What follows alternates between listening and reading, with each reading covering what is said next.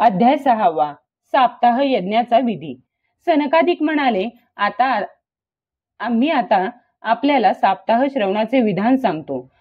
साधारणतः लोकांची मदत आणि धन यांच्या सहाय्याने हा विधी पार पाडावा असे सांगितले जाते। सुरुवातीला ज्योतिषाला बोलावून मुहूर्त विचारावा, तसेच विवाहासाठी जेवढ्या धनाची आवश्यकता असते तितक्या धनाची प्रयत्नपूर्वक व्यवस्था करावी। साप्ताह करण्यासाठी आषाढ, श्रावण, भाद्रपद, आश्विन, कार्तिक व मार्गशीर्ष हे 6 महिने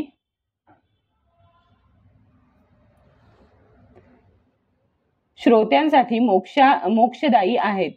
देवर्षे या महिन्यांतही भद्रा, व्यतिपात इत्यादी कुयोग टाळावे। दुसरे जे उत्साही लोक असतील त्यांना आपले मदतनीस म्हणून घ्यावे। नंतर प्रयत्नपूर्वक देशोदेशी निमंत्रण द्यावे की येथे भागवत कथा होणार आहे, तरी सर्व लोकांनी सहकुटुंब सहपरिवार यावे। जे भागवत कथा आणि हरिनाम संकीर्तनापासून दूर राहिलेले असतात त्यांना, तसेच स्त्रिया, शूद्रादी यांनाही हे आमंत्रण मिळेल अशी व्यवस्था करावी। देशोदेशी जे विरक्त वैष्णव आणि हरी कीर्तनात गोडी असणारे असतील त्यांनाच अवश्य निमंत्रण पाठवावे। त्यांना निमंत्रण पाठविण्याची पद्धत अशी आहे, महोदय, येथे 7 दिवस सत्पुरुषांची दुर्लभ अशी मांदियाळी जमणार आहे आणि अपूर्व रसमय अशी श्रीमद भागवताची कथा होणार आहे। आपण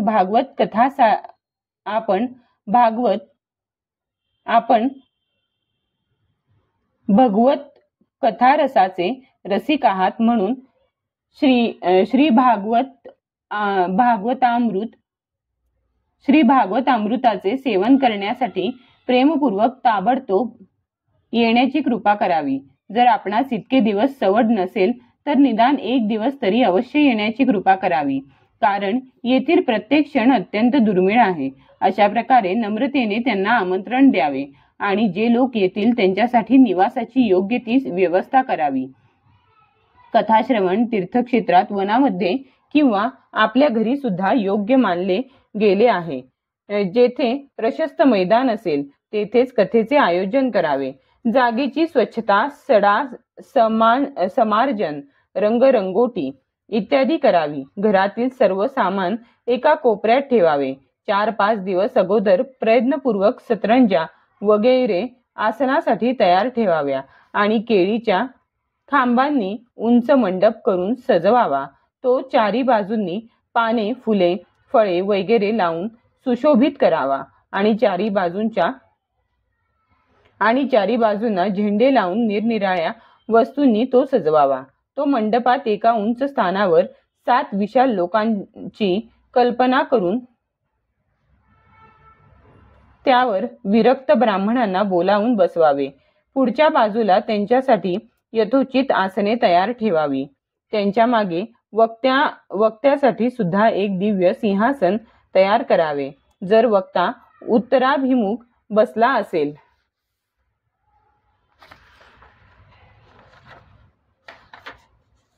तर श्रोत्यांनी पूर्वेकडे तोंड करून बसावे आणि जर वक्ता पूर्वाभिमुख बसला असेल तर श्रोत्यांनी उत्तरेकडे तोंड करून बसावे, किंवा वक्ता आणि श्रोता दोघांनीही पूर्वेकडे तोंड करून बसावे। देशकाल इत्यादी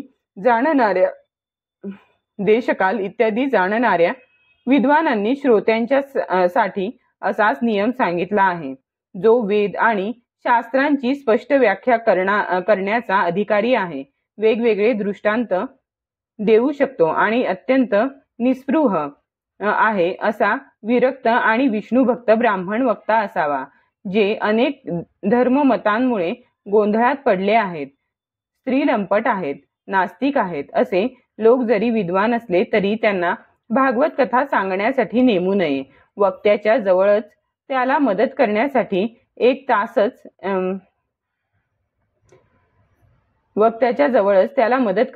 एक तसाच विद्वान बसविला पाहिजे। तो सुद्धा सर्व प्रकारच्या संशयांची निवृत्ती करण्यात अधिकारी आणि लोकांना समजावून देण्यात कुशल असला पाहिजे. कथा प्रारंभ होण्याच्या आदल्या दिवशी व्रत धारण करण्यासाठी वक्त्याने क्षौर केले पाहिजे. वक्त्याने क्षौर केले पाहिजे. तसेच सूर्योदयाच्या वेळी शौच मुखमार्जन करून स्नान करावे. संध्या वगैरे आपली नित्यकर्मे थोडक्यात आटोपून कथा निर्विघ्नपणे पार पडावी म्हणून श्री गणेशाचे पूजन करावे. त्यानंतर पितरांसाठी तर्पण करून पापांच्या शुद्धीसाठी प्रायश्चित्त करावे आणि एक मंडल तयार करून त्यावर श्रीहरीची स्थापना करावी. नंतर भगवान श्रीकृष्णांना उद्देशून मंत्रोच्चार पूर्वक षोडशोपचारांनी पूजन करावे. त्यानंतर प्रदक्षिणा नमस्कार करून पूजेच्या शेवटी स्तुती करावी. हे करुणानिधे, मी संसार सागरात बुडालेला एक दीन आहे. कर्मामुळे उत्पन्न झालेल्या मोहाने ग्रासलेला मला या संसार सागरातून वर काढावे. नंतर धूप दीप वगैरे उपचारांनी मोठ्या उत्साहाने आणि प्रेमाने श्रीमद भागवताचीही योग्य प्रकारे पूजा करावी. त्यानंतर ग्रंथाच्या समोर नारळ ठेवून नमस्कार करावा आणि प्रसन्न चित्ताने केवळ स्तुती करावी. श्रीमद भागवताच्या रूपाने आपण साक्षात भगवान श्रीकृष्णच आहात. नाथ, या भवसागरातून सुटका होण्यासाठी मी आपणास शरण आलो आहे. कोणत्याही विघ्नाशिवाय आपण माझा हा मनोरथ यथास्थित पूर्ण करावा. हे केशवा, मी आपला दास आहे. या प्रकारे करुणापूर्व प्रार्थना करून नंतर वक्त्याचे पूजन करावे. वक्त्याला सुंदर वस्त्रालंकारांनी सुशोभित करून त्याच्या पूजनानंतर त्याची ही अशी स्तुती करावी. हे शुकस्वरूप भगवन, समजावून देण्याच्या कलेत आपण कुशल आणि सर्व शास्त्रांत पारंगत आहात. कृपया ही कथा समजावून सांगून माझे अज्ञान दूर करावे. त्यानंतर प्रसन्नतेने आपल्या कल्याणासाठी वक्त्यासमोर नियम करून 7 दिवस पर्यंत त्याचे यथाशक्ती पालन करावे. कथेमध्ये विघ्न येऊ नये म्हणून आणखी 5 ब्राह्मणांना निमंत्रित करून त्यांच्याद्वारा भगवंतांच्या द्वादशाक्षर मंत्राचा ओम नमो भगवते वासुदेवाय जप करावा. यानंतर ब्राह्मण अन्य विष्णू भक्त आणि संकीर्तन करणाऱ्यांना नमस्कार करून त्यांची पूजा करावी व त्यांची आज्ञा घेऊन स्वतः स्थानापन्न व्हावे. जो पुरुष लोकव्यवहार, संपत्ती, धन, घर, पुत्र इत्यादींची चिंता सोडून शुद्ध चित्ताने केवळ कथेतच लक्ष ठेवतो त्याला श्रवणाचे उत्तम फळ मिळते. बुद्धिमान वक्त्याने सूर्योदयाला कथेची सुरुवात करून 3.5 प्रहरांपर्यंत मध्यम स्वरात चांगल्या तऱ्हेने स्पष्ट उच्चारांसहित कथेचे वाचन करावे. दुपारच्या वेळी 2 घटका कथा बंद ठेवावी. यावेळी कथेतील प्रसंगानुसार उपस्थित वैष्णवांनी भगवत गुणांचे संकीर्तन करावे. कथेच्या वेळी मल मूत्र वेग ताब्यात राहावा यासाठी अल्पाहार हितकारी असतो. म्हणून श्रोत्याने दिवसातून केवळ 1 वेळ हविष्यान्नच घ्यावे. सुदृढ असेल त्याने 7 दिवस निराहार राहून कथा ऐकावी किंवा केवळ दूध वा तूप घेऊन आनंदाने श्रवण करावे किंवा फलाहार घ्यावा. अगर दिवसातून 1 वेळ एकाच प्रकारचे अन्न खावे. ज्याला जो नियम सहज पाळणे शक्य असेल त्याने तो नियम कथा श्रवणाचे वेळी पाळावा. कथा श्रवणास सहाय्यक असेल तर मी उपवास करण्यापेक्षा भोजन करण्याला प्राधान्य देतो.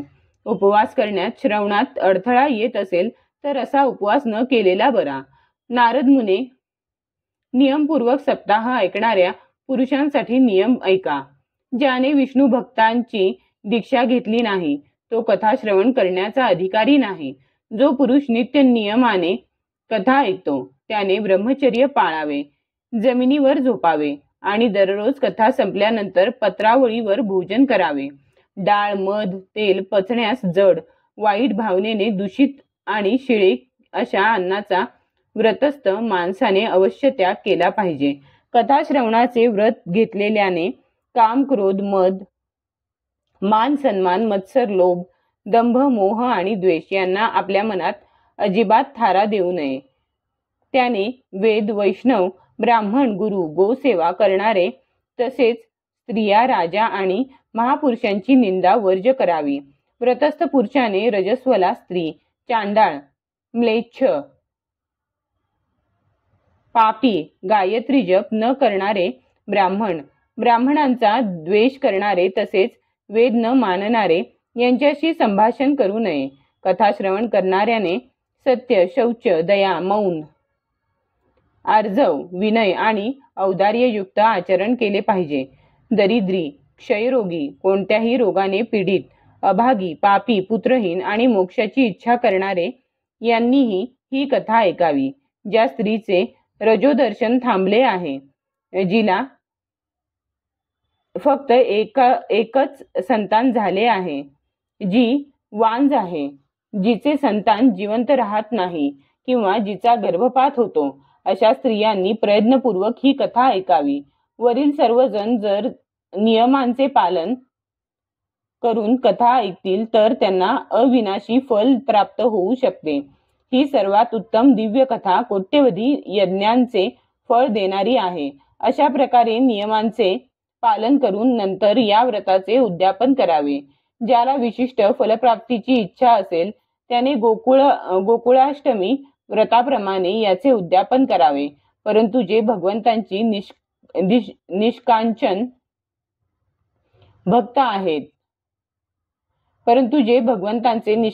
भक्त आहेत त्यांना उद्यापन करण्याचे बंधन नाही. ते निष्काम भगवत भक्त असल्याने केवळ श्रवणानेच पवित्र होतात. या प्रकारे जेव्हा सप्ताह यज्ञाची समाप्ती होईल तेव्हा श्रोत्यांनी अत्यंत भक्तिपूर्वक ग्रंथ आणि वक्ता यांची पूजा करावी. नंतर वक्त्याने श्रोत्यांना प्रसाद व तुळशीच्या माळा द्याव्यात आणि सर्वांनी मृदुंग, झांज यांच्या सुंदर गजरात भगवत कीर्तन करावे. जय जयकार, नमस्कार आणि शंखनाद करावा. तसेच ब्राह्मण आणि याचक यांना धन आणि अन्न द्यावे. श्रोता विरक्त असेल तर त्याने या कर्माच्या समाप्तीसाठी दुसऱ्या दिवशी गीता पठन करावे. गृहस्थाने हवन करावे. हवन करताना दशम स्कंदाचा एक श्लोक वाचून विधीपूर्वक पायस, मध, तूप, तीळ आणि अन्न या वस्तूंच्या आहुती द्याव्यात किंवा एकाग्र चित्ताने गायत्री मंत्राने हवन करावे. कारण खरे पाहू जाता हे महापुराण गायत्री स्वरूपच आहे. होम हवन करण्याचे सामर्थ्य नसेल तर कथा श्रवणाचे फल प्राप्त करण्यासाठी ब्राह्मणांना हवन सामग्री दान करावी. तसेच अनेक प्रकारच्या त्रुटी दूर करण्यासाठी आणि विधी नियम पालनात जे कमी अधिक दोष राहिले असतील ते नाहीसे करण्यासाठी विष्णू सहस्त्रनामाचा पाठ करावा. त्यामुळे सर्व कर्माची पूर्तता होते. कारण कोणतेही कर्म यापेक्षा श्रेष्ठ नाही. नंतर 12 ब्राह्मणांना पायस, मध असे उत्तम पदार्थयुक्त भोजन द्यावे. तसेच व्रताच्या पूर्ततेसाठी गाय आणि सुवर्णाचे दान करावे.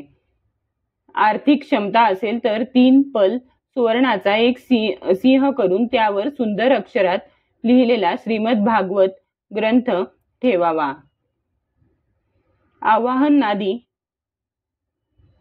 विविध उपचारांनी त्याची पूजा करावी आणि जितेंद्रिय आचार्याला वस्त्र, अलंकार, गंध वगैरेंनी पूजा करून दक्षिणा देऊन तो ग्रंथ समर्पण करावा.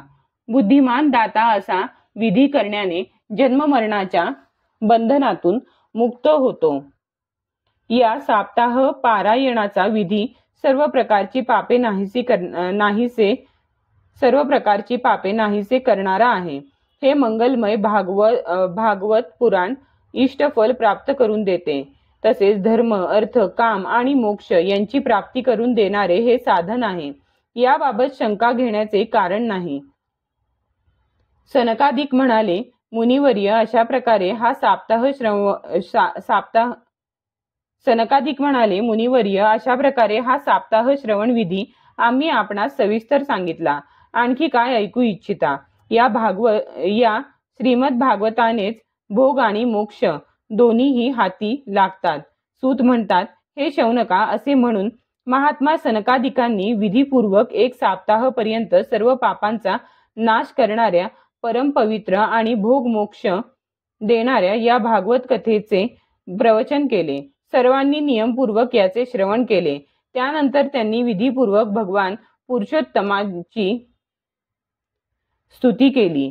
कथेच्या शेवटी ज्ञान, वैराग्य आणि भक्तीला मोठी पुष्टी प्राप्त झाली आणि ती तिघे एकदम तरुण होऊन सर्व जीवांचे चित्त आपल्याकडे आकर्षित करून घेऊ लागली. आपले मनोरथ पूर्ण झाल्याचे पाहून नारद कृतकृत्य झाले.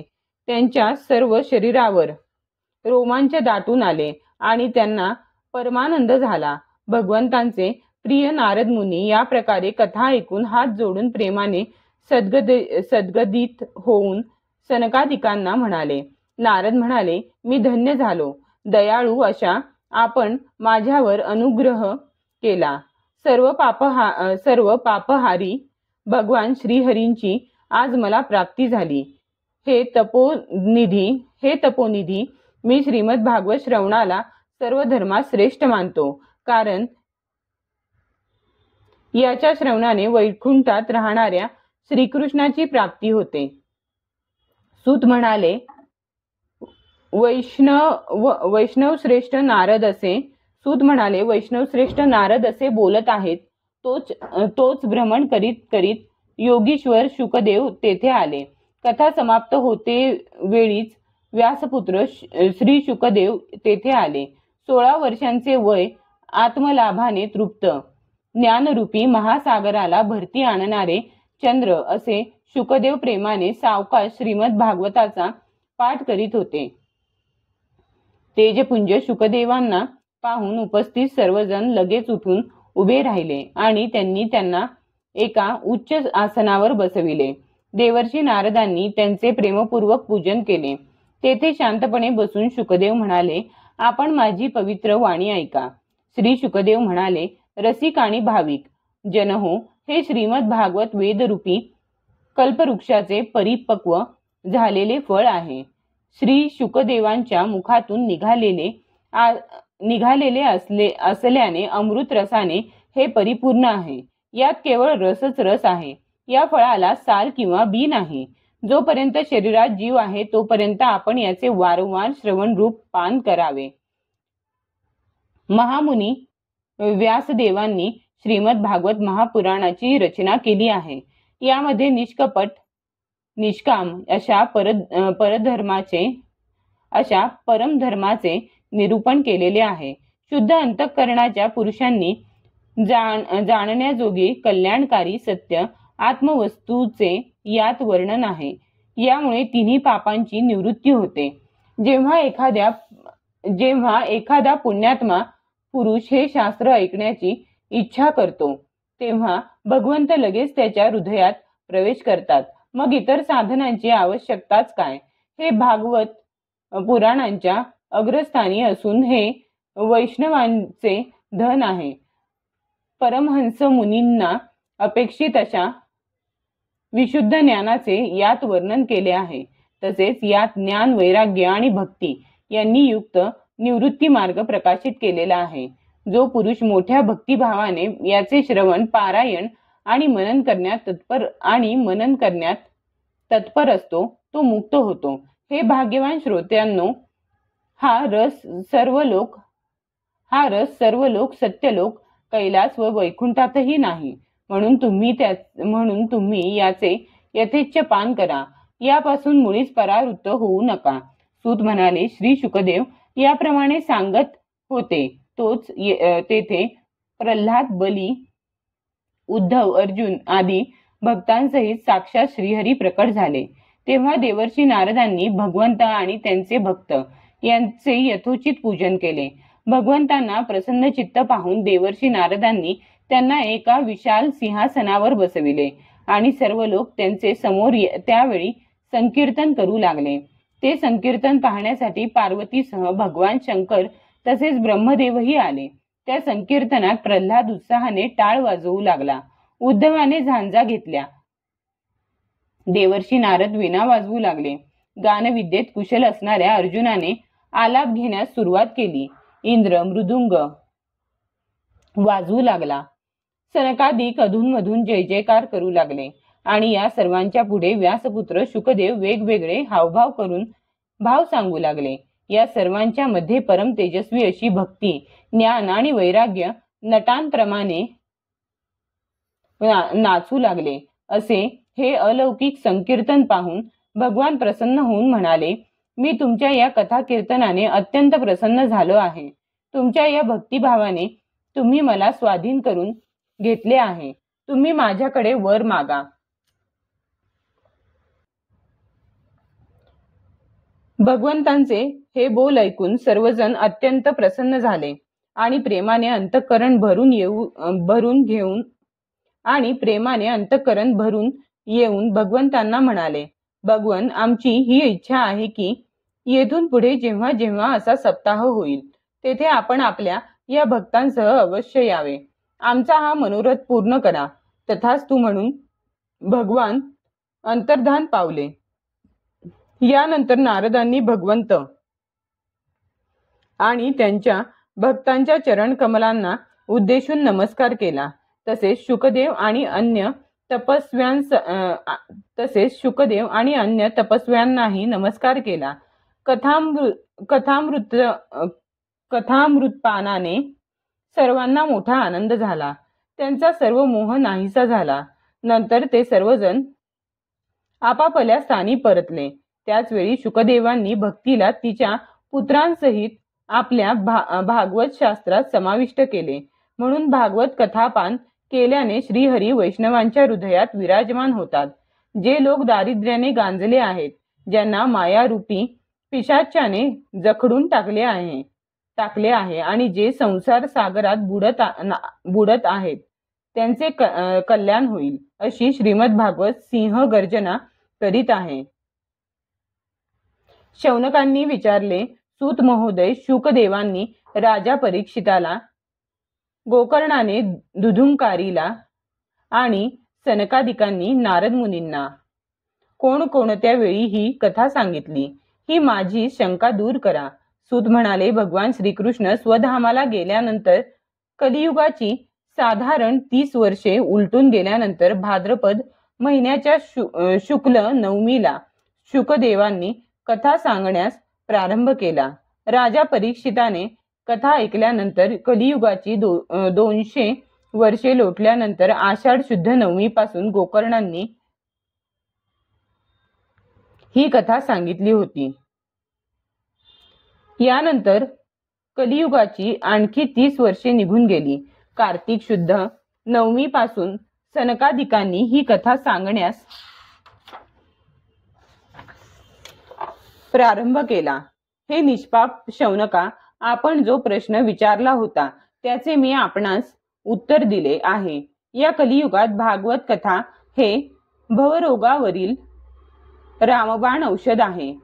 संत सज्जन हो, आपण मोठ्या आदराने ही कथा श्रवण करावी. ही कथा श्रीकृष्णांना अत्यंत प्रिय, सर्व पापांचा नाश करणारी, मुक्तीचे एकमेव साधन आणि भक्ती वृद्धिंगत करणारी आहे. असे असताना तीर्थयात्रा इत्यादी तरी कशाला पाहिजेत?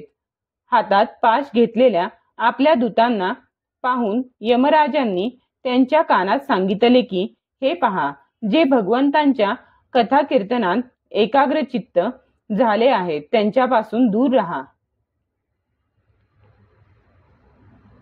माझ्यात इतरांना दंड देण्याची शक्ती आहे, वैष्णवांना नाही. या असार संसारात विषयरूप विषाच्या आसक्तीमुळेच व्याकुळ बुद्धी झालेल्या पुरुषांनो, आपल्या कल्याणासाठी अर्धा क्षण का होईना त्या शुककथावीठ अर्धा क्षण का होईना त्या शुककथारूप अवीट गोडीच्या अमृताचे प्राशन करा. निंद्य कथांनी युक्त अशा कुमार्गावर कशासाठी भटकता? या कथेचा कानात प्रवेश होताच मुक्ती मिळते. या म्हणण्याला परीक्षित राजा प्रमाण आहे. श्री शुकदेवांनी प्रेमरसाच्या प्रवाहात स्थिर राहून ही कथा सांगितली आहे. या कथेचा कंठाशी संबंध येताच तो पुरुष वैकुंठाचा अधिकारी होतो. शौनका, अनेक शास्त्रांचा अभ्यास करून मी हे परमगुह्य आताच तुला सांगितले. सर्व शास्त्रांच्या सिद्धांतांचे हे सार आहे. या संसारात शुकशास्त्रा इतकी पवित्र दुसरी कोणतीही गोष्ट नाही. म्हणून आपण परमानंद प्राप्तीसाठी या 12 स्कंद असलेल्या भागवत रसाचे पान करा. जो पुरुष नियमांचे पालन करून या कथेचे भक्तिभावाने श्रवण करतो, तसेच जो अंतःकरण शुद्ध असणाऱ्या भगवत भक्तांना याचे कथन करतो, असे दोघेही सर्व नियमांचे पूर्णतः पालन केल्या कारणाने याचे यथार्थ फळ मिळवितात. अशांसाठी त्रैलोक्यात असाध्य असे काहीच राहत नाही. येथे श्रीमद भागवत महात्म्य समाप्त झाले. हरी ही ओम तत्सत.